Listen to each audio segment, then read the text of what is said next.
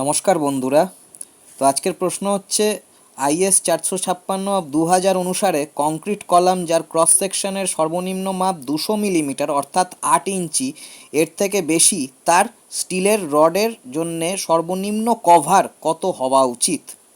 তো দেখুন, মেনে নিন একটা কলাম যার আপনার ক্রস সেকশনের মাপ হচ্ছে 10 ইঞ্চি বাই 12 ইঞ্চি। তো এর সর্বনিম্ন মাপটা কোথায়? 10 ইঞ্চি। তো 10 ইঞ্চি আপনার 8 ইঞ্চির থেকে বড় হয়, তাহলে এই প্রশ্নটাও ঠিক সেই রকমই কলামের বিষয়ে কথা বলছে। তো এই ধরনের কলামের তাহলে কভার কংক্রিটের ন্যূনতম মাপ কত হতে পারে?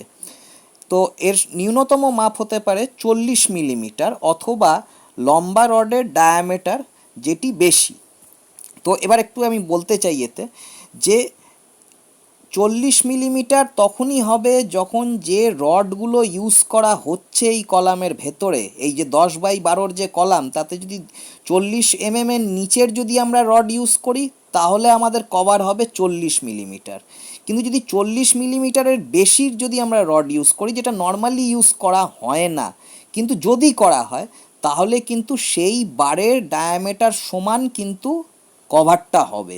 যেরকম আমি আরেকটু বলি যে এই যে 10/12 কলামে আমরা নর্মালি 16 রড বা 20 রড ইউজ করলাম বা 12 রড ইউজ করলাম, তো তাহলে কিন্তু ন্যূনতম কভার কিন্তু 40 মিলিমিটারই হবে। মিস্ত্রি ভাষায় কিন্তু 40 মিলিমিটারকে বলা হয় 1 ইঞ্চি 5 সুত। ঠিক আছে, বা 5 সুতো, সরি, 1 ইঞ্চি 5 সুতো বলা হয়।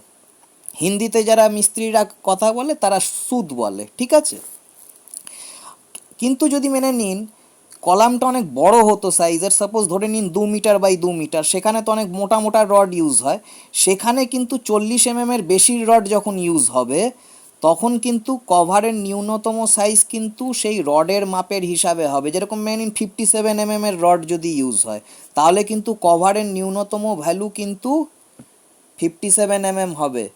ঠিক আছে, এটার এই যে যেটি বেশি, সেই বেশির মানেটা হচ্ছে যে রডের ডায়া যদি বেশি থাকে 40 mm থেকে, তাহলে কভারের ন্যূনতম সাইজ সেই রডের সাইজের হিসাবে হবে।